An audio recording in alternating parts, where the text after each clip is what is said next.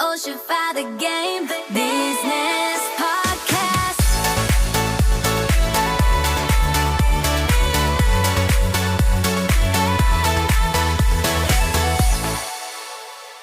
Hello, I'm Ochify, also known as Yuichi Ochi, a veteran guy with about 20 years in the game industry, primarily on the business side. In this podcast, I share my insights based on industry news and things I've seen and heard. In the coming era, I believe it's more important to have your own perspective on the world than to just know information. This program aims to provide better insights for everyone involved in business. Having said that, talking only about stiff topics gets tiring, so my friends call me the B-grade gourmet king of East Asia. Basically, it means I'm a foodie, so I think I'll be talking about gourmet info too. In this 20-second episode regarding industry news, there was an event called Nordic Game 2 weeks ago in Malmö, Sweden. They have various talk sessions there, and I learned a lot from one particular session. From that session, I'd like to talk about the transformation of the game industry, which I've discussed frequently, as I truly feel things are changing. Also, there's a game I played recently that made me think, isn't this a game changer? From a business perspective, so I'll introduce that as well. For the Gourmet Corner, I'll introduce a classic Japanese restaurant in Gion, Kyoto that I've been really enjoying lately. Game business topic. As I mentioned in the opening, there was an event called Nordic Game. This takes place in Malmö, a city in southern Sweden, quite close to Copenhagen. It's an event tailored for industry professionals, where people primarily from the Nordic game industry gather for sessions and exhibitions. I wanted to go this year, but ended up canceling due to various reasons, though I'm definitely hoping to go next year. Among the things I saw online, one session left a very strong impression on me, so I'll introduce it. It was titled State of the Global Gaming Industry 2026. The moderator was KC, who is with a consulting firm called McGinance and publishes an industry newsletter. This games industry executive summary is quite interesting. I've actually started reading it too. There were 3 other speakers. Martin Lindell, senior advisor at Embracer. I know him well. We've known each other for about 4 years and have even worked together. He has deep knowledge regarding making and selling games, including retro games. The other 2 were Stefan Lampinen and Manu Roger. Stefan Lampinen has a background as an executive at Microsoft and Nokia and has been involved in launching multiple hardware platforms in the Nordic region. Manu Roger is the Director of Market Intelligence at Newzoo. I think this is a really excellent mix of members who can dive deep into the business side of the industry.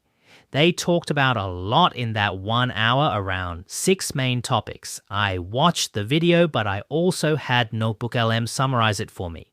1. The rise of UGC and platform changes. First is the rise of UGC, user-generated content, and platform changes, specifically discussing Roblox and Fortnite. Roblox is no longer just a game. It's become a social space, almost like a streaming platform. They also mentioned how people supposedly graduate from these platforms as they get older, but there's little evidence of that, and younger demographics tend not to buy traditional premium games. I suspected this might be the case. If kids start with Roblox, they might grow up playing only Roblox or Fortnite without ever passing through Mario or Pokemon like we did in the old days, and that seems to be exactly what's happening. Also, while UGC generates massive playtime, the revenue per hour is drastically lower than that of other traditional live service games. It definitely faces monetization challenges. Indeed, if you look at their earnings from a few quarters ago, they had a $200 million deficit against $1 billion in revenue. Let's say that's 160 billion Japanese yen. Earning that in 3 months, honestly, Honor of Kings might be making more. So there's a real question of how viable it is as a business, even though it successfully gathers people. What's their DAU now? Probably around 200 million. With that kind of revenue, the business reality is quite tough. But with such a massive user base, there must still be ways to make it work. Another point mentioned was that traditional IPs like Disney and Lego are very cautious about entering this space from a brand control perspective. That makes complete sense. It might serve as advertising, but you don't know how your IP will be treated, and it's uncertain if it will even be profitable. This is a world where conventional methods and mindsets simply don't apply anymore. The games making money aren't traditional hits like Mario. They aren't driven by huge IPs. They are casual, fun games made by young people that suddenly explode in popularity. It operates on a completely different set of rules. 2. The stagnation of gaming hardware. Next, they discussed gaming hardware. We've reached a period of technical stagnation with no dramatic leaps in graphics compared to 10 years ago. The PS5 had clear advancements like significantly shorter load times thanks to the SSD, but going forward it's hard to find appealing selling points. Furthermore, with backward compatibility becoming widespread, new games face the structural challenge of constantly competing with cheap, high-quality past masterpieces. That is incredibly true. Platform exclusivity is breaking down and PC gaming is growing. I feel this very strongly too. Dedicated game consoles might sell 100 million units, but it's hard to imagine that jumping to 1 billion units 10 years from now. The market is growing gradually, but other research shows that the actual number of units sold isn't increasing significantly. Instead, revenue is growing due to increased spending per customer. This means the market has completely matured. The question is what to do next. Maybe consoles will spread further in places like India, boosting sales, but I wonder if there's much room left for growth at a national level in Japan, North America, or Europe, especially with new users entering directly via UGC, as mentioned earlier. Those are two major negative factors. Under these circumstances, figuring out how to sustain a business out of gaming hardware is a real challenge. 3. Player behavior changes and the power of nostalgia. The third point was regarding changes in player behavior and the power of nostalgia. Modern game releases are polarized between huge hits and massive flops. Live service games are saturated and players are increasingly demanding single-player games that offer a dense 10 to 20 hour experience. 1 to 4 player multiplayer multiplayer games are also still trending. Additionally, the demographic of wealthy, older gamers in their 40s to 60s is increasing. Rather than seeking out brand new things, they have a strong attachment to existing IPs and nostalgia. Consequently, they end up playing remakes or series that were popular in the past. They prefer the instant gratification of old arcade games without the hassle of load times or updates. I saw a survey somewhere stating that the average age of console gamers is now in their 40s. In the past, companies made games for kids, hoping they'd keep playing as adults to expand the demographic. Currently, however, kids might not even own consoles anymore.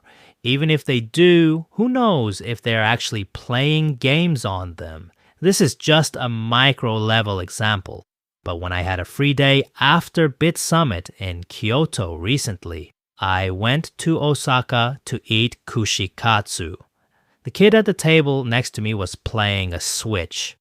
As an industry person, I was curious about what game she's playing when I asked her.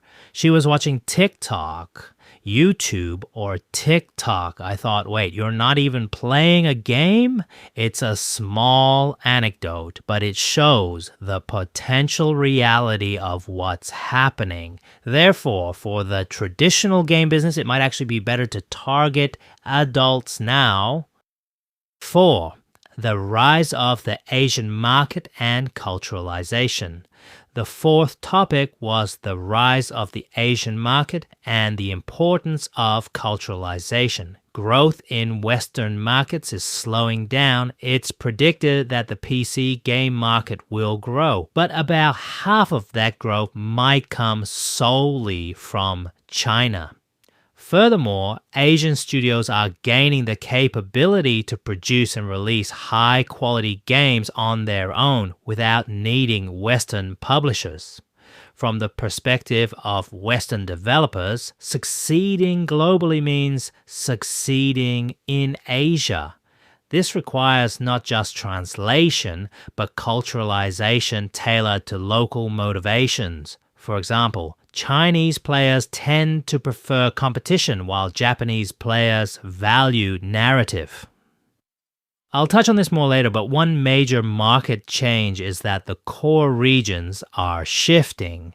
It's hard to see clearly in the numbers, but the Asian market, especially China, is becoming vital.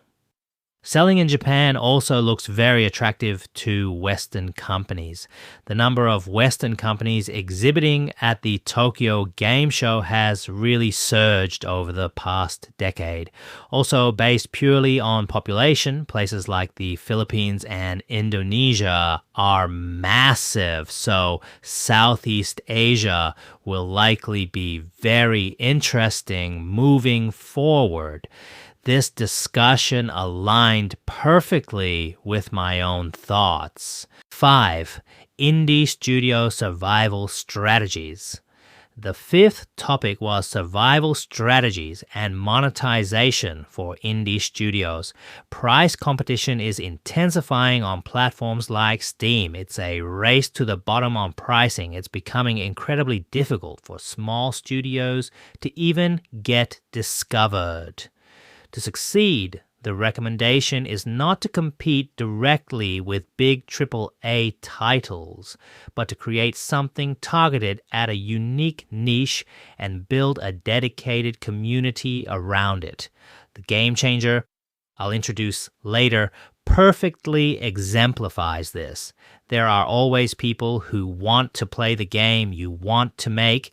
You just need to identify them. It's perfectly fine to be niche as long as you target them effectively, so you have an audience built up before even launching. It's exactly like a K-pop audition show. You have fans before you even make your debut. I feel like this is the only viable way to do it now, and if you put your mind to it, it's entirely possible.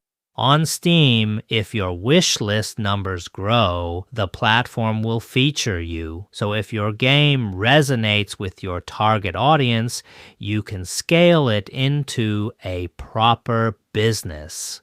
Recently, there's also a heavy reliance on video promotion, and you have to make people think, oh, that looks fun in just 1 or 2 seconds. So real ingenuity is required. That's why unique, bizarre settings, like an alien coming to Earth to run a gas station, are catching on.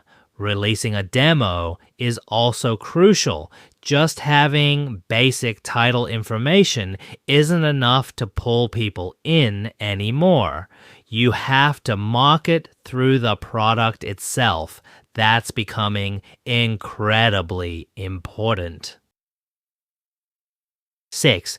Upcoming digital regulations in the EU. And the sixth and final point.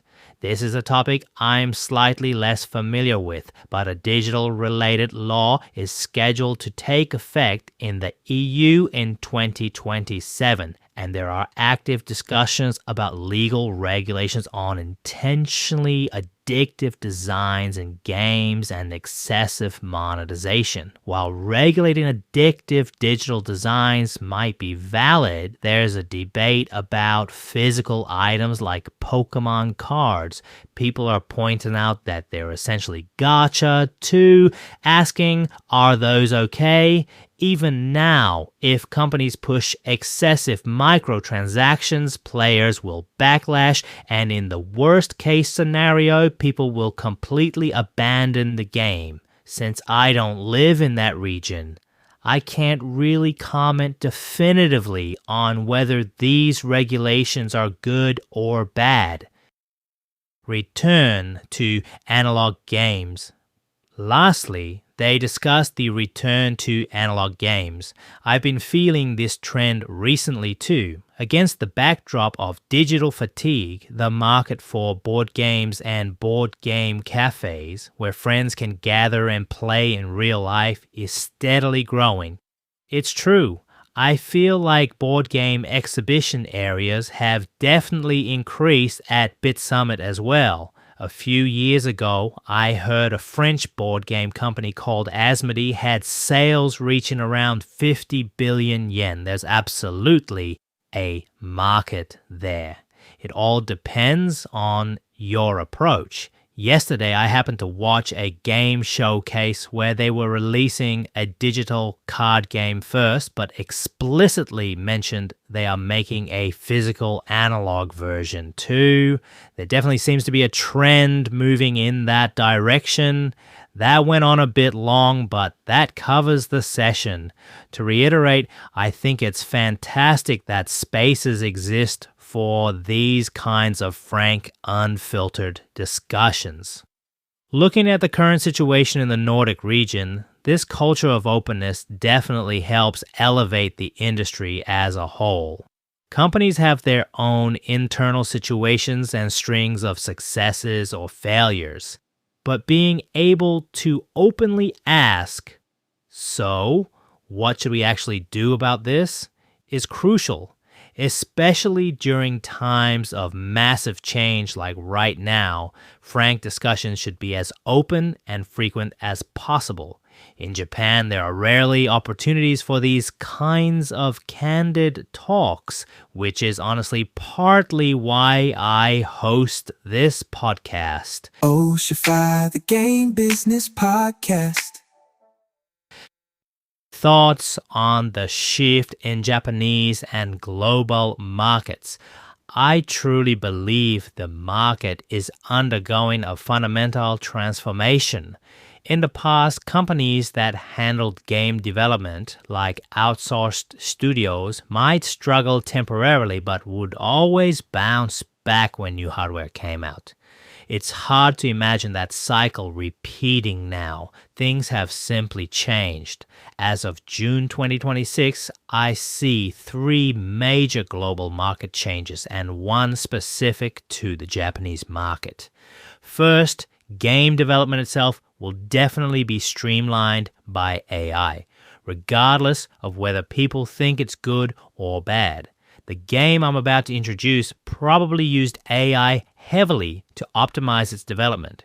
It's highly unlikely anyone will completely avoid using AI in development moving forward. When development becomes more efficient, speed increases, meaning the sheer number of titles will explode again. We'll likely see highly skilled AI users driving the industry, much like how web developers aggressively entered the space during the social game era. This will happen globally at a speed utterly incomparable to the previous social game boom. Ultimately, users just want to play something fun. They don't care whether AI was used to make it, so I feel there's a massive business opportunity there. Second, the console game business won't survive by strictly adhering to its traditional methods. Console platform revenue is indeed growing, but studies show it's primarily driven by new hardware releases or increased unit prices. If you ask whether 100 million consoles in homes will eventually become 1 billion, very few people would be willing to bet on that. The real question is how to handle that reality. Third, the economic zones are shifting. The traditional center of the market, the West, Japan, and China, will expand into other parts of Asia and regions known as the Global South. The console business will probably expand to some extent, but unlike 20 years ago, people no longer rely solely on consoles to play games. They have smartphones and other devices. As the economic landscape shifts, determining which types of gaming businesses will succeed depends heavily on regional characteristics. We probably can't find the right answers just by extending our past strategies. So those are the 3 global points: development efficiency and title inflation via AI, the console business hitting its structural limits, and shifting economic zones. As for the Japanese market specifically, mobile game companies and development outsourcing studios will structurally face incredibly tough times. I recently heard from an industry insider that development costs are rising globally. The average cost per title is trending upward aggressively. While some might manage to do it cheaply, AAA titles that cost around 1 billion yen 15 years ago now cost over 10 billion yen. Sometimes even pushing into the late tens. Major manufacturers are focusing on utilizing their immense financial power to secure earnings, so smaller projects with budgets of just a few 100 million or tens of millions of yen are vanishing. It's becoming a market where only companies capable of handling projects starting at 1.5 billion yen can survive. Those who can't will struggle immensely. In Japanese mobile development, while it naturally varies by title, many major companies are developing games with budgets of around 1 billion yen. Even if they manage to launch something new, it might do well initially, but inevitably struggle later on. Furthermore, incredible games from China and South Korea have been flooding the market for years now, built with literal console-level quality. Because relying solely on mobile is too risky, developers are shifting to multi-platform strategies, expanding their reach to PS5 and PC to earn back their investments. In the mobile space, you also have to compete with non-game apps. AI app revenues have reportedly been skyrocketing over the last few years. Then there are video apps like TikTok. Ultimately, users have only one wallet, and deciding how to spend that limited money is the real battle. Currently, about 70% of game revenue still comes from legacy titles released over 3 years ago. Because new market entry is so brutally competitive, companies focus entirely on protecting their stable income streams, resulting in fewer new games being greenlit. As a result, outsourcing companies have no work, which I believe will inevitably lead to a wave of mergers and acquisitions. I'd like to summarize this segment now. KC, the moderator of the Nordic Game session, mentioned this specific quote in his newsletter. When hardware cycles and platform power stop doing the work, advantage moves to whoever understands player spending and attention better than the next studio. It is exactly as he says. The challenge, of course, is how to actually put it into practice. But it's really the absolute truth. Creativity, making a genuinely fun game, is absolutely necessary. But you have to use your head extensively to figure out how to get it noticed and how to actually sell it. Having creative passion and constantly asking why when figuring out if what you want to do will work is vital. But passion alone won't lead to commercial success anymore. So that was my recap of the Nordic Game session. I'm sorry it got a bit long, but I'd really love to attend next year. Thanks to my work over the past 4 or 5 years, I actually have quite a lot of acquaintances in Sweden. I want to meet up with them. Also, there's a specific game-related place in Sweden I desperately want to visit. That's actually my real motivation, but I'll save that story for another time. For now, it's a secret. Ultra Game Business Podcast. I talked for too long earlier, but I really want to talk about this next topic too. A true game changer has arrived. It's a train driving simulator called Running Train, released in early access on Steam on May 24th. It's a fairly common genre, but I really want you to go watch the video. It's an incredible game built heavily utilizing Unreal Engine 5, and surprisingly, it was essentially developed by one person. A massive train enthusiast from Indonesia made it. As a train lover myself, I thought the choice of trains was incredibly niche and brilliant when I saw it.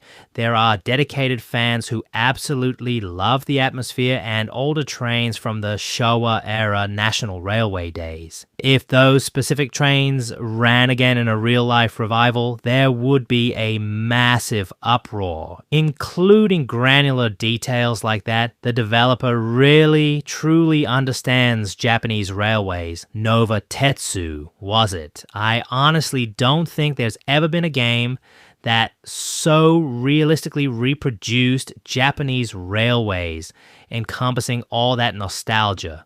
What one likes, one will do well. Also, it clearly shows Japan's immense potential as a content setting, even compared to older Indonesian trains. From my perspective as a fan, Japanese trains just inherently seem more interesting. The appeal of the content and the worldview of Japan itself is incredibly strong. There's also a game called Showa American Story, currently in development by a Chinese studio. That's another prime example of someone making something simply because they find Japan fascinating. Japanese content truly has boundless potential. And this Running Train has apparently already sold about 30,000 copies, developed by one person, priced at $19, even after deducting platform fees and converting to yen. That's probably around 2,000 yen per copy straight into their pocket. 30,000 copies means 60 million yen. Since Steam closes its books at the end of the month and pays out at the end of the following month, its bank account is going to get hit with 60 million yen at the end of this month. 60 million yen coming in. What an absolute dream. And the fact that one person can almost entirely achieve this, it's an amazing era we live in. It used to be that you needed a large organization to make a hit game, but now one person can truly do it. Despite having such beautiful graphics, and even though it's still in early access, there are only 2 routes available so far. 2 routes, but with various timetables to play with. Snow effects, cherry blossoms, they probably use purchased assets too. And amazingly, the file size is only 2.5 gigabytes, so light. It does require decent PC specs to run smoothly though. But you can probably lower the graphic settings and still enjoy it nicely. The developer spent 3 years making it. I think they also thought very carefully about the business side of things. First, they announced what they were making on X, formerly Twitter. Hardcore fans of retro Showa-era Japanese trains were absolutely guaranteed to bite, and they really did. Then they conducted closed tests, somewhat like a crowdfunding campaign. They had a dedicated group of fans before they even started selling. In my vocabulary, as I mentioned earlier, it's the K-pop audition show method, having rabid fans before it even goes on sale. That's the exact approach they took. I thought, wow, they really thought this through. Just like in the Swedish session I talked about, building a community in a hyper niche genre. This is it. They executed it perfectly, capturing a guaranteed fan base while making exactly what they personally wanted to make. Doing it that way keeps your motivation incredibly high. Building a fan base from the very beginning. This is exactly it. In terms of what commercial success means for modern games, this is a brilliantly clear new example, which is why I confidently call it a game changer. I've seen many different functions of making and selling games throughout my career, but I strongly feel we need to adopt a completely different mindset now. While it serves as a business lesson for me as a huge train lover, just watching the auto drive feature run is so incredibly fun. It makes a great side dish for my drinks. It's really that enjoyable. Please just go watch the trailer at least. Alright, it's time for the gourmet corner. This time, I'd like to introduce a Japanese restaurant in Gion, Kyoto called Rikichi. I started going to Kyoto for work about 2 or 3 years ago. Sometimes I stay overnight, and when I do, I usually go out for dinner with local acquaintances. As expected, the culinary level in Kyoto is incredibly high, with plenty of fantastic restaurants and not just limited to Japanese cuisine. Among all the areas, I've always had a special admiration for Gion. It's the absolute epitome of the Kyoto. I was looking for a genuinely good place in Gion and found Rikichi online around last summer. First of all, the approach to the restaurant is wonderful. In Gion, restaurants are often situated right along narrow streets, but here you step off the main path a bit, walking down a stone-paved path and entering through a narrow entrance with a casual hello. It's a perfectly traditional Kyoto-esque vibe. Inside, there's a counter on the left and tatami rooms in the back. Even the approach itself is fantastic. They offer both lunch and dinner, serving an omakase chef's choice course that changes with the seasons, and the content is mostly the same for both services.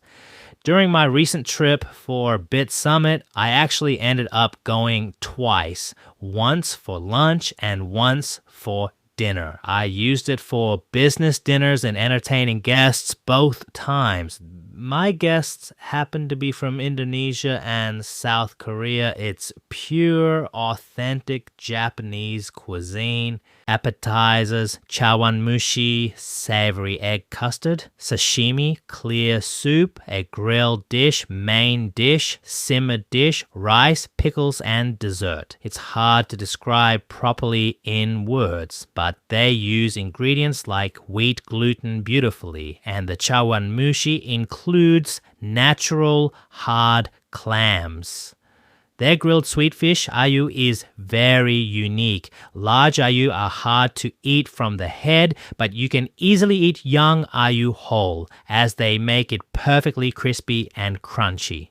They spend about 35 minutes slowly grilling it, meticulously calculating the serving order and the customer's arrival time to serve it in the absolute best condition. The owner is like an orchestra conductor and a lead player combined. There's one other person helping with cooking and another helping with serving. Everything is incredibly delicious. Things like kamo eggplant topped with white miso dengaku. Man, the sake just kept flowing. Every single dish arrives beautifully presented in just the perfect portion. One of the special features here is that they draw their own natural water specifically for the restaurant. The owner mentioned he's been running the place for 43 years and he drew the well back then. He said water is absolutely crucial for Japanese cuisine. I remember hearing exactly that in the manga Oishinbo. Turns out it's entirely true. The flavor depth of the clear soup is just on another level entirely. The soup is completely different. Water is amazing. When you taste the food, you can tell the chef puts his entire heart into it. I've been there 3 times in less than a year, even though I don't even live there. It really touches my heart. It makes me want to go back again and again. I honestly want to go again right now. I had another restaurant I planned to make my regular spot, but this one completely took over. Also in Gion, there's a direct management store for Kenzo Estate, a Napa Valley winery founded by Kenzo Tsujimoto, the founder of Capcom, where I used to work. This place is only a 2-minute walk from Rikichi, so when dinner at Rikichi is wrapping up, you can call them, say what time you'll arrive, and head over to sip wine at the counter. It's great being an adult. So I highly recommend everyone try this exact combination. If you reach out to me directly and our schedules align, I might just take you there myself. Ending.